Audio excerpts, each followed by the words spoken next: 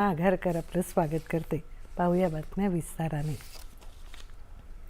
संसदेचं पावसाळी अधिवेशन आज अनिश्चित काळासाठी संस्थगित करण्यात आलं. वंदे मातरम या गीताचं गायन करून कामकाज स्थगित करण्यात आलं. 19 दिवस चाललेल्या अधिवेशनात विरोधकांच्या गदारोळामुळे कामकाज मोठ्या प्रमाणात वाया गेलं. 20 जुलैपासून सुरू झालेल्या या अधिवेशनात नीट परीक्षा पेपरफुटी, विद्यार्थी आंदोलन आणि इतर मुद्द्यांवरून विरोधकांनी वारंवार गदारोळ केल्यानं नियोजित कामकाज वारंवार बाधित झालं.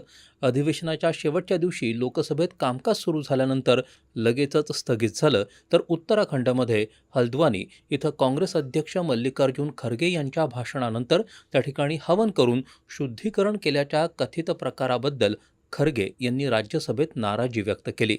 मात्र भाजपाचा अशा कोणत्याही कृत्याशी संबंध नाही आणि भाजपा अशा प्रकारच्या मानसिकतेचं कधीही समर्थन करत नाही, असं केंद्रीय मंत्री जे.पी. नड्डा यांनी स्पष्ट केलं.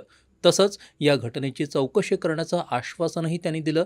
अशा प्रकारच्या घटना निंदनीय असून जर अशा प्रकारचा भेदभाव होत असेल तर सर्वांनी मिळून त्याचा निषेध केला पाहिजे आणि दोषींवर कारवाई झाली पाहिजे, असं मत राज्यसभेचे सभापती सी.पी. राधाकृष्णन यांनी व्यक्त केलं. राज्यसभेच्या सभापतींनी पावसाळी अधिवेशनात झालेल्या कमी कामकाजाबाबतही चिंता व्यक्त केली. हे अधिवेशन सततचा गोंधळ आणि व्यत्यय यामुळं ग्रासलेलं राहिलं. त्यामुळं सभागृहाचं कामकाज वारंवार ठप्प झालं. ही अत्यंत खेदजनक बाब आहे. कामकाजाचा मौल्यवान वेळ वाया गेल्यामुळे राष्ट्रीय महत्त्वाच्या मुद्द्यांवर अर्थपूर्ण चर्चा आणि वादविवाद घडून आणण्याची संधी सभागृहाला मिळाली नाही, असं सभापती राधाकृष्णन यांनी सांगितलं. संसदेच्या पावसाळी अधिवेशनात एकूण 12 विधेयकं